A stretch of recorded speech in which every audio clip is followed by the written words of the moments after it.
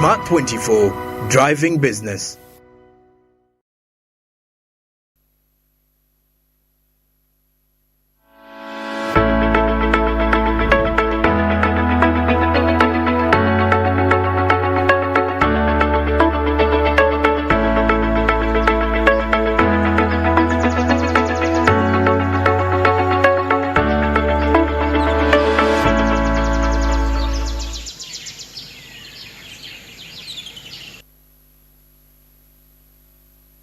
With 4 minutes off the hour of 9 o'clock. Good morning. It's Friday and the 14th day of July 2023.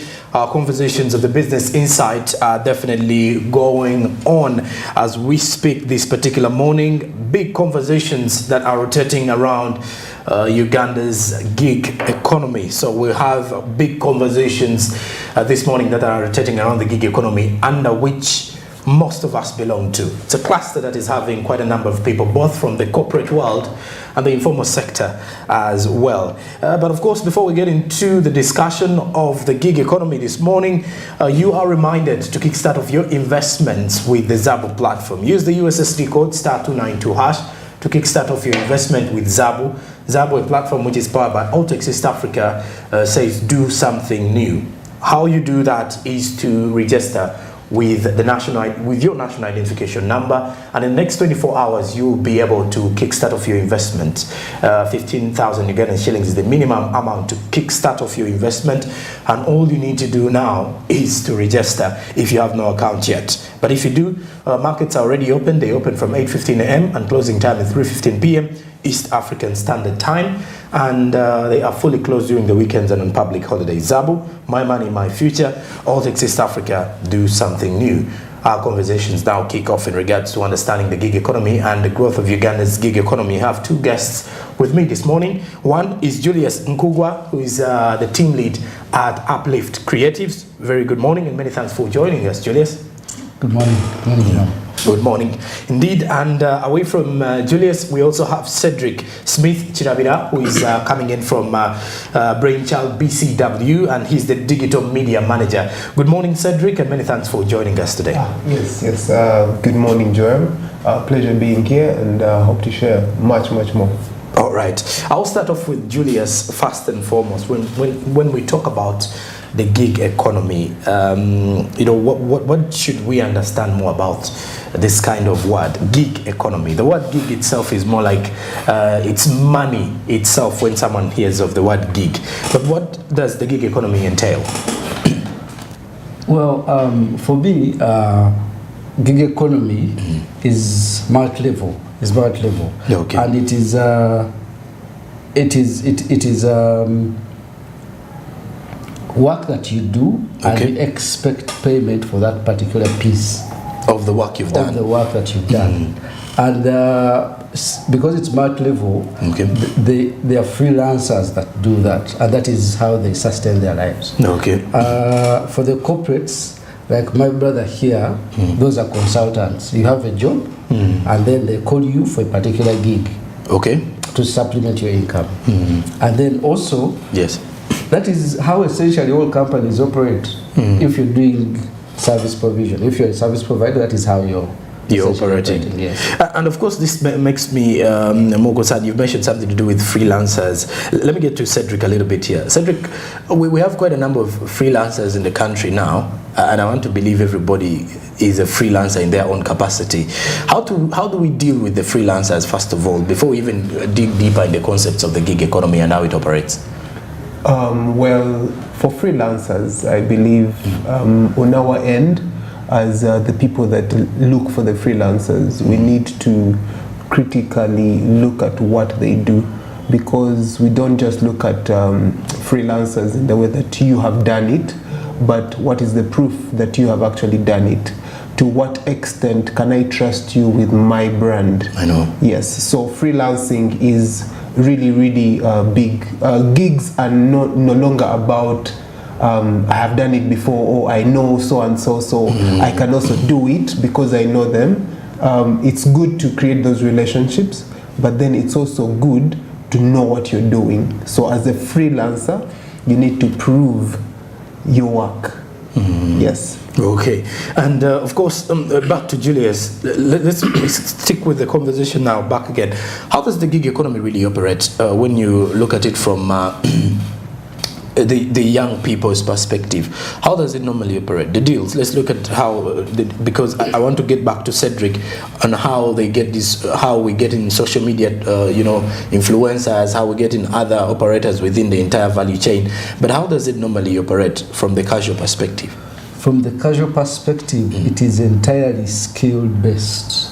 Okay. And you get a gig through referral.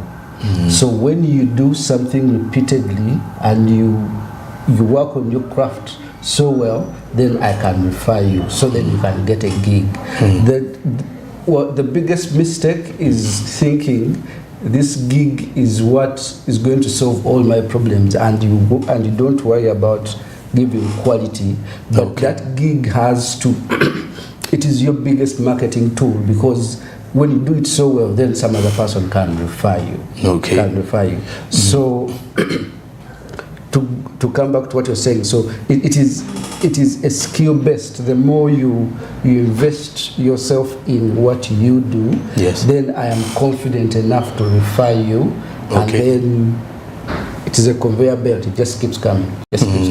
Yes. So that means you're supposed to be mastering your craft.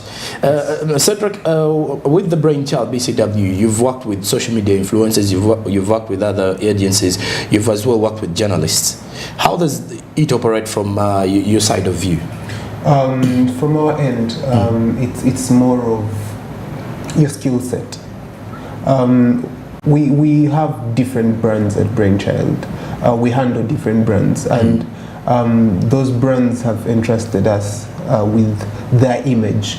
So whichever person that is in the gig economy that we would look at and want to represent this brand, we have to critically look at the work they have done, because we do not want to get someone that has worked with a competing brand, and then we're bringing them onto another brand. Yes. That is where self-branding comes in. As someone in the gig economy, how have you branded yourself? Why should Brainchild reach out to you so that you can support on a given campaign, on a given brand? So all that is in play. When we go out there to outsource the freelancers in the gig economy, have you branded yourself? What brands have you represented in the past? And how did you perform? All that plays, because we look at you as a freelancer. What impact are you going to give to this brand? Because it's not about exchanging money and you giving a service where there is no return on investment. Return on investment is key in our department. So we look at the impact you're going to bring to us. Okay. Yes.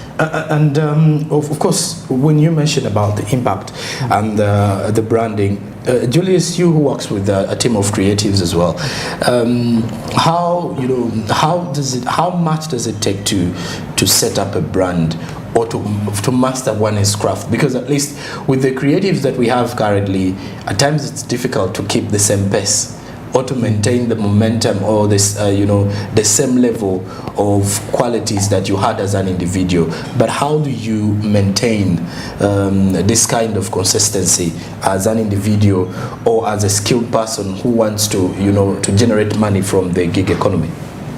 Okay. For me, it goes back to the basics. Okay. If you are an influencer, if you are an animator, whatever creative you are, even other things, other aspects of life, it goes back to the basics. Who asked you to do what you do? So if you were asked to do what you do initially, then you can have excuses. But if it was your personal initiative, you chose to do it, then you better deliver. Because if you don't, there's very many other people that are doing it. There are very many other people that are learning to do what you do, and they are even going to be better, because there are many people are hungry, and we all have exposure of the internet. So how do you keep yourself up there?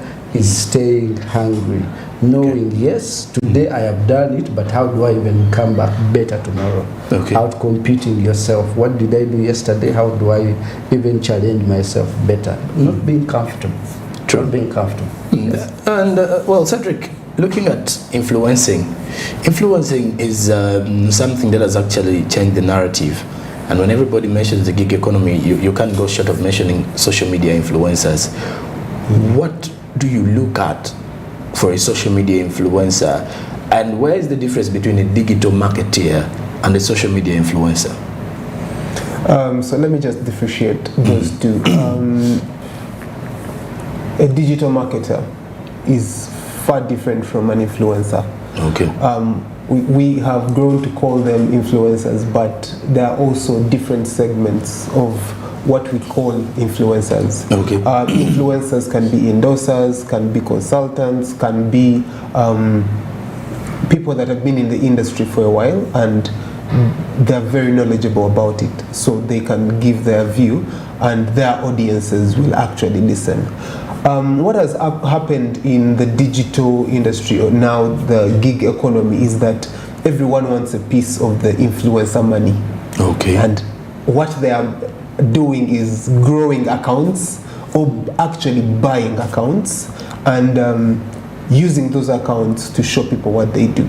Okay. But then they have failed to actually go back to the roots of, if I am influencing for a given product, what exactly should I do? It's not about me going out and showing the product, but what do I know about the product? If I have a water brand and I'm influencing for it, what do I know about the water? If someone asked me in a comment in my posts and they're asking me about the water, what do I know about it? So influencing is get to know the brand you're working with for that short period. Whereas as a digital marketer, I do not clearly need to go and influence. I can be in the background. Like personally, I started out as a digital marketer before I was elevated into the managerial roles, but no one knew that I was managing a given number of brands. Okay. Yes, but I was there in the background trying to get people to do things here and there. But as an influencer, you need to show face, you need to endorse the brands that you're working with. Yes. Okay. Well, establishing the brand is something that is quite difficult, Julius, if you come to think of it. Influencers that we do have found quite a challenge here. As Cedric has mentioned that at times, most of the influencers only have the numbers. Once they have this following on, and in most cases it's only one app where most of them have the following. Once they have that following, they definitely feel they are supposed to be influential in society and they deserve a big paycheck in regards to influencing. But how do we turn these numbers into the influence? Because you may have the numbers, but it may not directly influence an individual to buy a product or to buy the idea of accepting a service you're influencing them to. That's a very good point. That's a very good point. It goes back to how does this person get these numbers? Okay. Because very many people on social media have a huge following because of insulting people. Okay, they've established their brand in that way. Yes. Okay. And a brand is looking for numbers. How they package themselves, it does not concern them, but they want the numbers someone has the person that has. following, yes. And others, because they have, for some reason, they've shown their inappropriate images. Okay. Then they have the numbers. So, and then they think that is all that there is. But I think it would be very important for agencies or for brands, before they contract someone, before they take on someone, to give them at least expectations. Yes. This is what we expect. Meetings to happen, to keep the conversation going on. Weekly, this is what we've done, but at least take 2 minutes with us. Let's take you through, because you don't expect me to take the initiative if I'm the influencer. and I have earned my following through abusing people, I will not take it as serious to go through these brands, the water, whatever, to go through what it is that you do, why is it that you do it, and who is it. Well, I may not have the time. But if the brands take an initiative of having, let's say, a weekly 20 minutes, this is what we do, this is what we... To kind of follow up, to kind of have the conversion channel going, it would make much better impact. Okay. Much better impact. And then also the returns on investment would come better. Better. Yes. So what do you normally consider when you're, for example, hiring an influencer for a given gig? So at Brainchild BCW, we have a structure when it comes to onboarding influencers. Let me use the word onboarding, because we do not just hire influencers. We take time to actually vet the influencers who can actually represent a given brand, because as influencers, they've worked on several campaigns, and we do not want to find ourselves working with an influencer that is working with a competing brand. Okay. So what do? We vet them, and after vetting, of course, we have a one-on-one with them whereby we get to know them better, deeper than just their social media. Because again, we do not want to get an influencer that is very, very good on social media, but then in the back they're really Off track. Yes. So we get to know them much better, and then we onboard them. So onboarding is a process where we do the brand immersion for the influencers. They get to know the brand deeper. What are they going to be working with? We have different brands, and we want the influencers to actually understand what they're going to do. And definitely we have KPIs for them. You are not going to just post because you want the money as an influencer. No, but is there value? So we look at the KPIs, the different KPIs, the impressions, the reach, the engagement that you're having for the content that you're pushing out. And then we also give you the different structures of the content that you need to actually put out there, because we do not want to give you a product that is going to perform best when you use video content and then you're using photographs. Okay. Or still content, if I may say. So we need to educate the influencers, and it's a process. When you join, when you come as a freelancer at Brainchild BCW, it's actually you go away with added value from us, because working with us, we actually give you a training whereby you do not just understand the brand, but you understand the process. In that, on your next gig, you will actually ask that client, like, okay, what exactly am I doing? So because now you know the processes. Okay. Julius, back to you. Yes. Social media influencers. I want us to first put this case down to bed now in regards to social media influencing as well. Well, if you're for example, brand that wants to be published out there, what would you look for in a social media influencer? First, from the basics. Yes. Does someone have the numbers? 2, does someone do they carry the same values as the brand? Okay. Because values is very important. If say you're looking for an influencer for name whichever brand, and there are those categories of people Yes. that we know they do not carry the same. They do not carry the same values. Then of course that is a turn off. So it is values, the numbers, and then also can they, besides values, can they represent? Can they represent? If say there's a point where there's an activation, can they represent? Can they represent? Because that is very important. Someone might have the numbers, but then they cannot express, they cannot represent. Okay. Yeah. All right. And of course, our conversations rotating around the growth of Uganda's gig economy are definitely returning immediately after the break. But when we do return, we are definitely going to be looking at one, the employment structure of the gigs, and of course of the gig economy rather, and then also trying to look at how the digital platforms have fostered the gig economy. Where are the hindrances of the growth of the economy? Is it regulated enough? Is it a worry or a huge concern?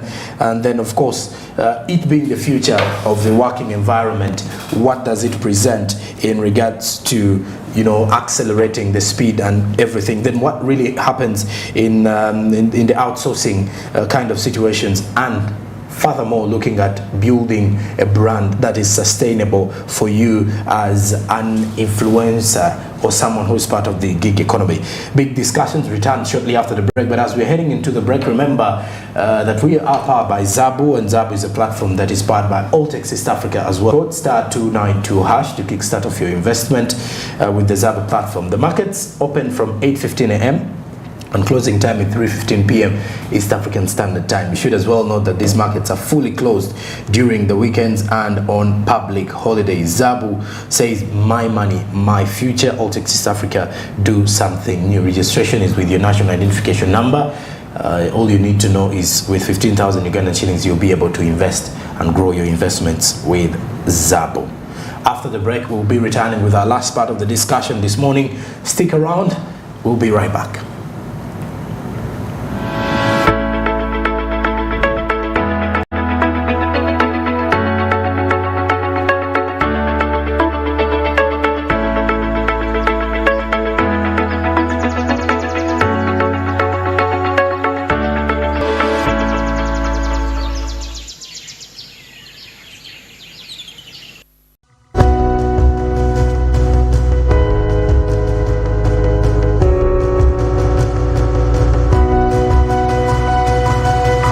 Smart 24, driving business.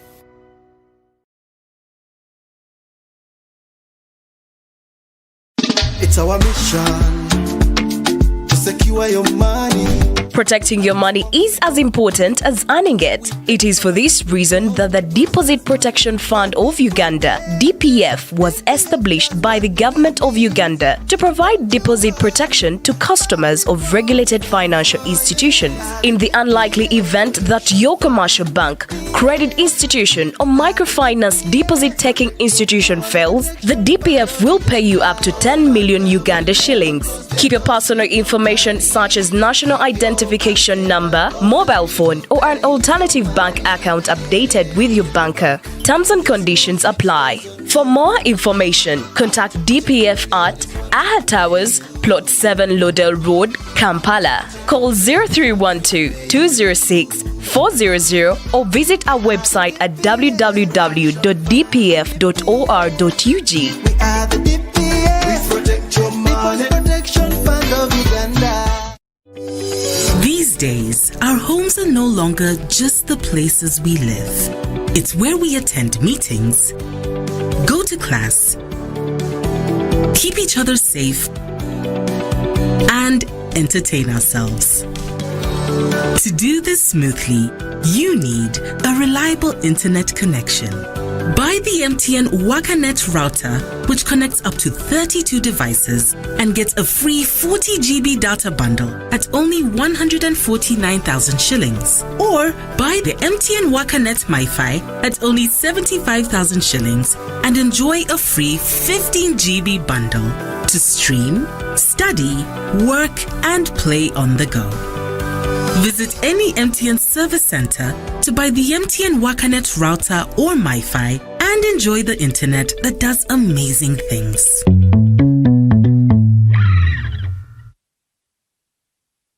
Say goodbye to paperwork and travel costs. Now every MTN customer can register to invest in securities anytime and anywhere with Zabu in a few simple steps. Step 1. Dial *292#. Step 2. Select option 1. Register with Zabu. Step 3. Enter your full names. Step 4. Enter your national identification number. Step 5. Enter your national identification card number. In 24 hours, you will receive an SMS confirming your registration. Congratulations, you are now ready to invest.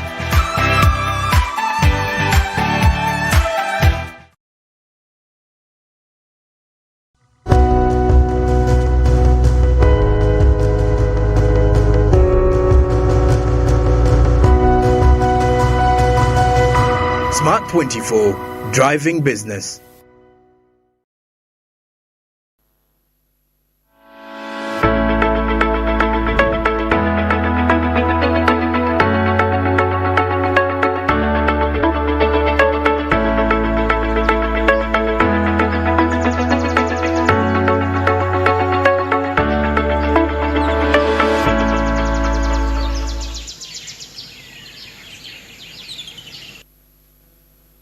And of course, many thanks for sticking around to Smart Means Business this morning.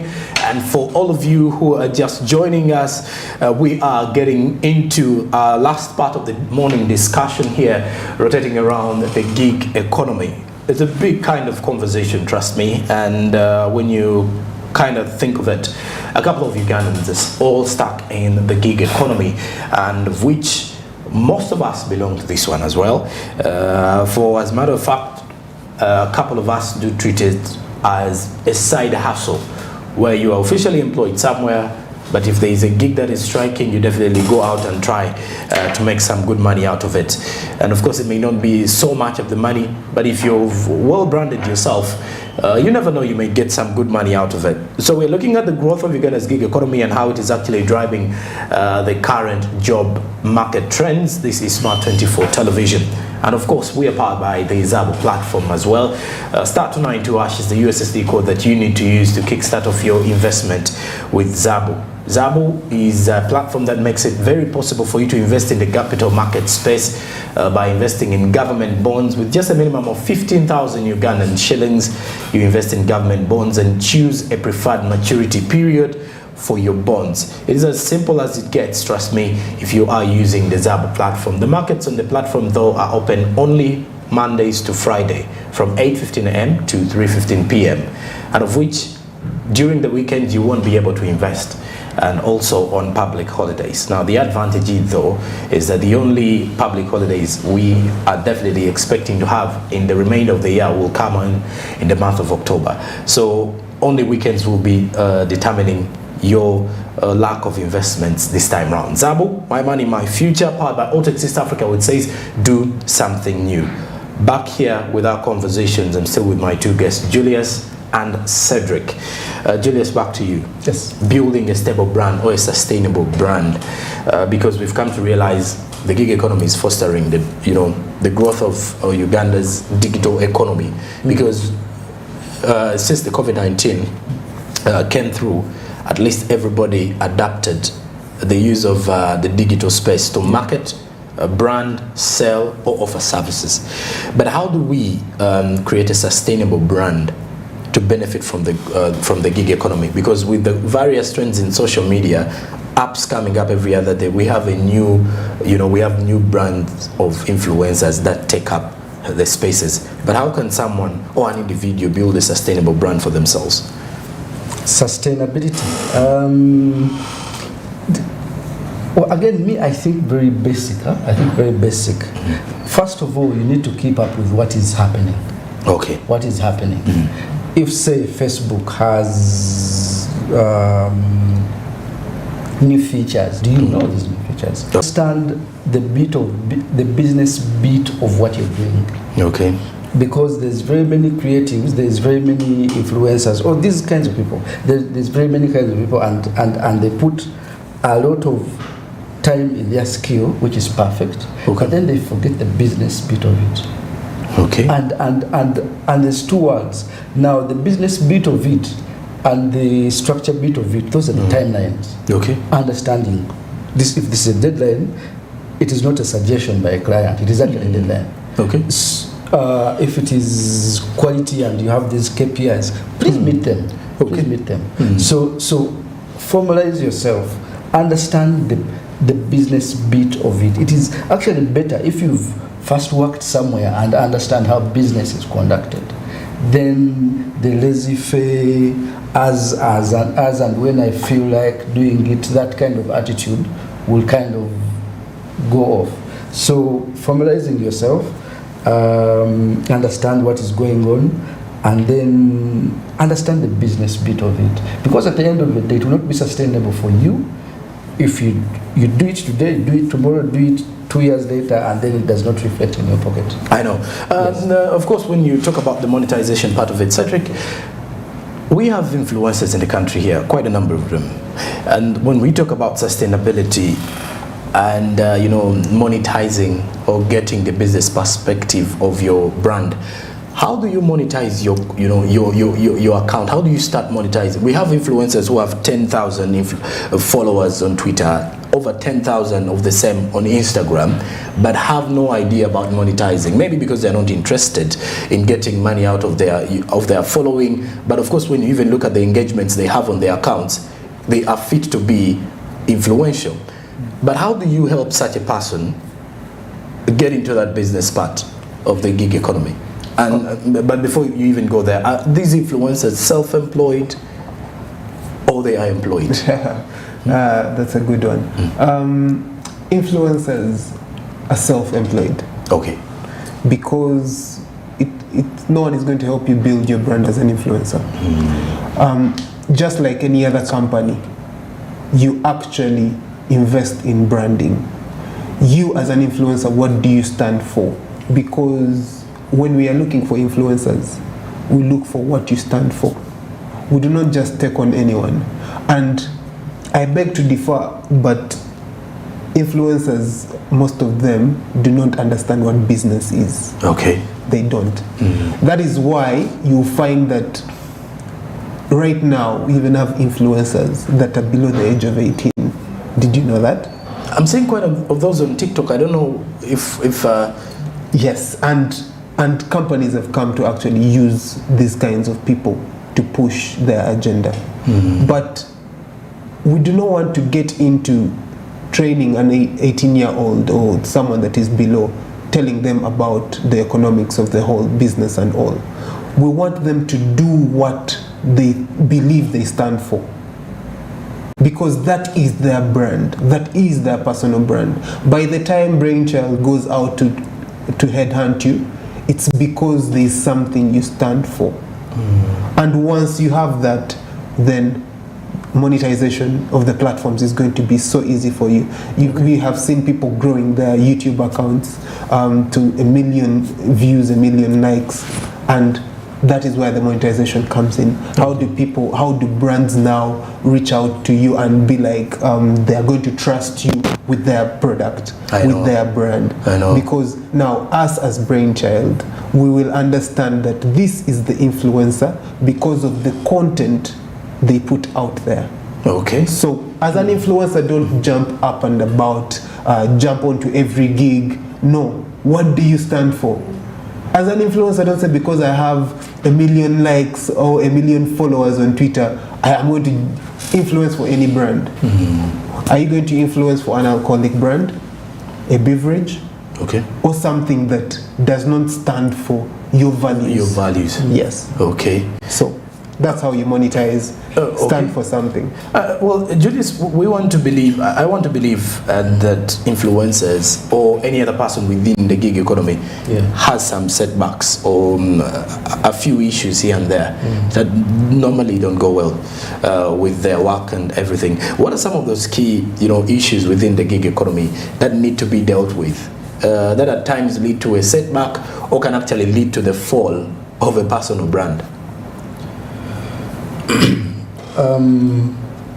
One famous writer, I keep forgetting his name, he said an amateur, he was talking about writing books. Okay. He said the difference between an amateur and a professional is that an amateur will produce when they feel like it, when they feel creative. Okay. A professional will deliver any day, where they are creative, okay, or not creative.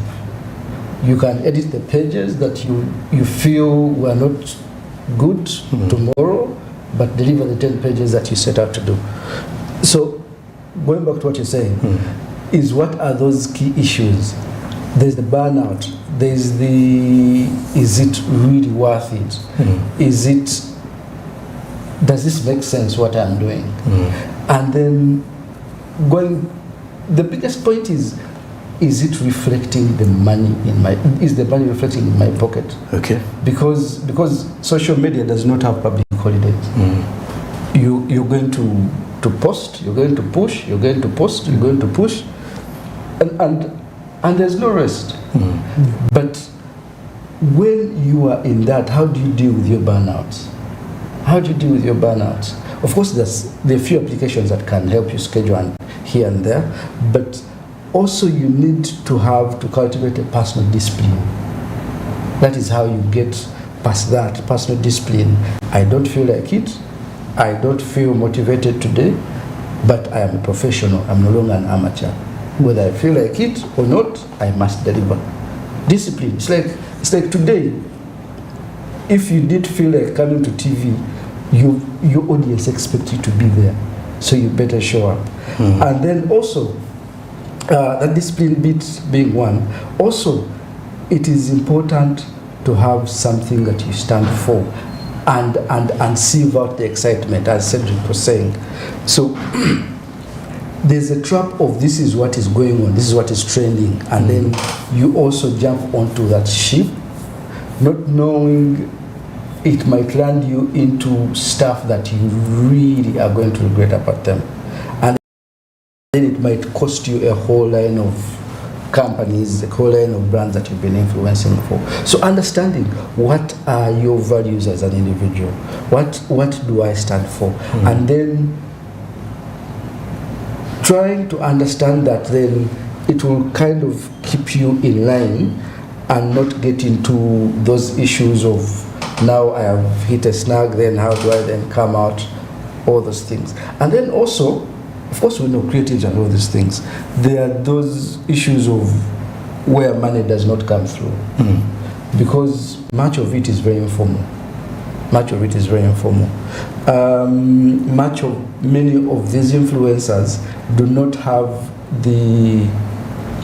they have not been fortunate enough to be approached by agencies like Brainchild.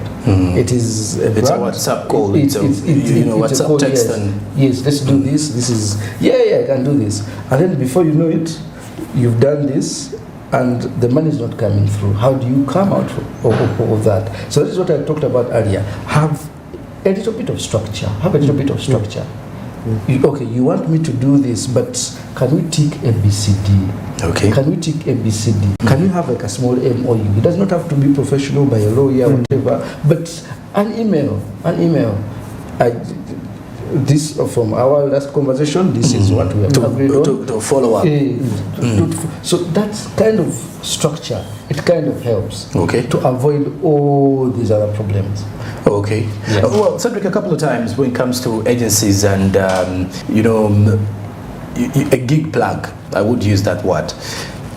We've had issues where influencers on Twitter ranting, unpaid, seen a few videos on TikTok as well where someone comes out and, says they was not paid by their influencers rather by their gig plug or an agency after delivering the work, and of course the same gig plug returns after a while to offer them the same kind of another gig. But of course, since you have no money and you feel maybe this time around you give them another chance. But how do we deal with such situations? Because the issue to do with non-payments makes you lose morale for it, and most of the influencers we have per se are not actively working, so they are treating this as their main job. And when you're in such a situation, how do you go out? On the side of the influencers, I would recommend the influencers to always have an MOU with their gig plug. And in this case, it would be Brainchild BCW, where we reach out to you and we take you through the whole process of what it's going to be like. But most of these influencers just sign MOUs for the matter of signing. They don't look at the deliverables. Once your contract or MOU does not have your KPIs, you should always ask questions. Ask, how am I going to add value? Is it through awareness? Do you want me to actually make sales through my platform? Am I just putting the message out there? Because for that given period, as an influencer, you need to know what is my impression target? What is my engagement target? Am I actually driving traffic to the client's website? Do I need to do that? If so, have they provided the necessary details that I need, the link, or if it's affiliate marketing, are they going to provide me with a code that is actually going to track all the sales that are coming through me? You need to ask the right questions, because as an influencer, it's not just about creating awareness, and of which most of the influencers in our gig economy have taken it like that. I want the money, all I will do is create awareness. I'll put up a post with the brand and that is it. How many views do I have? 10,000. Good. It's more than that. Ask the right questions, because influencers find themselves in that fix of not being paid because they have not delivered. Okay. And they do not know because they signed a contract saying that they are going to do ABC, but they did not. Okay. Yeah. All right. In the next 4 minutes that we have of our discussion, I'll give you 2 minutes each, gentlemen, to give you recommendations. One for those who are actively in the gig economy, what they need to have, the do's and the don'ts in the gig economy, and strictly looking at how are we going to, and how are we going to make good use of our brands to make sure that we benefit from the gig economy. It does seem like it's going to be the way forward now for quite a number of people, simply because the good advantage is for the active players in the gig economy, you're never actively taxed for your service. It's the gig plug who's normally taxed, by the way. He's giving you a non-taxable income sort of advantage. But in 2 minutes, Seth, your final takes and your recommendations. All right. For all the people that are in the gig economy right now, that have gigs or have been approached to actually take part in these gigs, I would say build your brand, build your personal brand, stand for something, because when you do that, then people will actually reach out to you because of what you stand for. And surround yourself with people that are actually knowledgeable, people that have been in this industry, that have done it before, and they'll help you grow. Because if you're just new in this economy and you want to represent brands, how are you going to do it? Learn from the other people. I remember someone was actually telling me yesterday that the talk of gigs is actually too much. But I told him people do not understand. There are very many new players and they need to learn. They need to keep learning. So surround yourself. Your social capital is very, very key, because as an influencer, if you're relying on influencing, your social capital is very key. Stop staying in your room to just create content. Go out there, meet with the people. Yes, they will connect you to other people. Okay. And as an agency, Brainchild, BCW, and the Fireworks Group, we always look out for such people. Don't hesitate to actually personally reach out to these agencies, because we know that we have the pool and we can give you the opportunity. Okay. Yes. Julius, in a minute or two, your final remarks, recommendations, and how to go about with the gig economy currently. Final remarks. This is what I would say: is keep learning what is happening. Keep learning, keep innovating, because the mere fact that a brand is reaching out to you, it is because there's something that you're doing.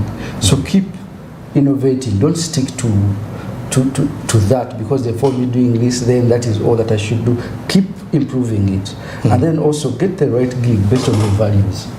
Okay. Based on your values, get the right gig, because it is going to take you miles when you get that. And then also on the business side, grow confidence. Talk. The fact that a gig is coming in does not mean I should just say, sir, yes, sir, thank you very much. Talk. What are my deliverables? How do you expect me to do this? How do you know that I have achieved? So talk. Grow confidence. The fact that they've come to you, it is because you have something to add on to them.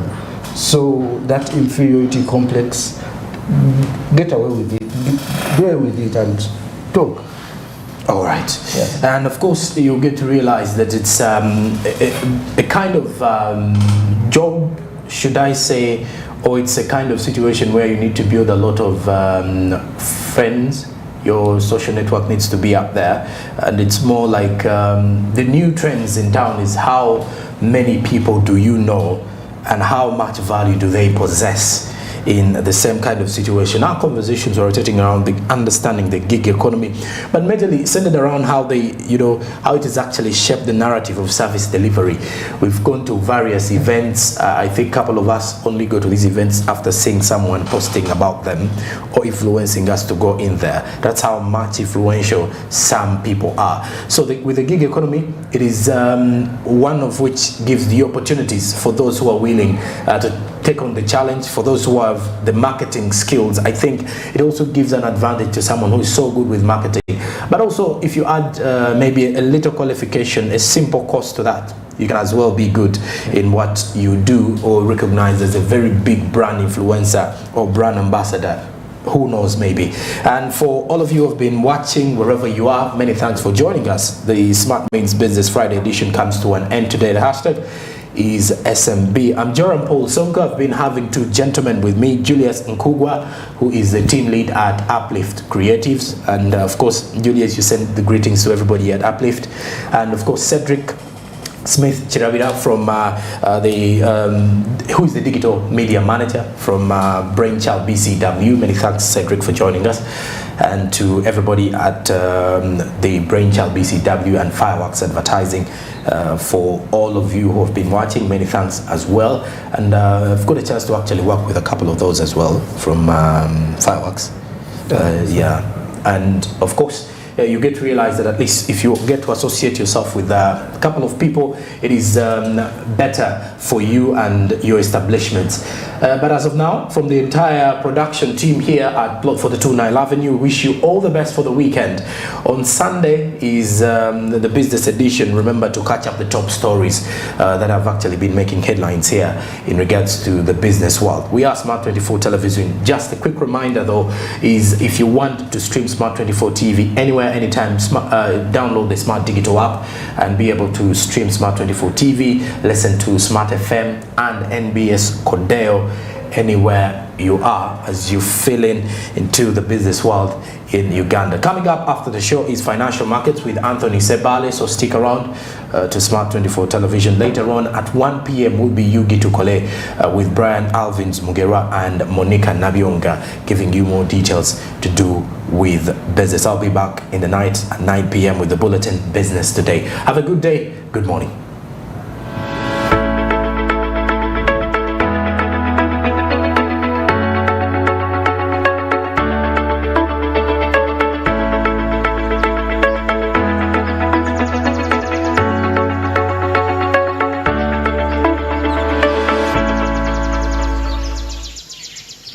Up next on Smart 24 TV.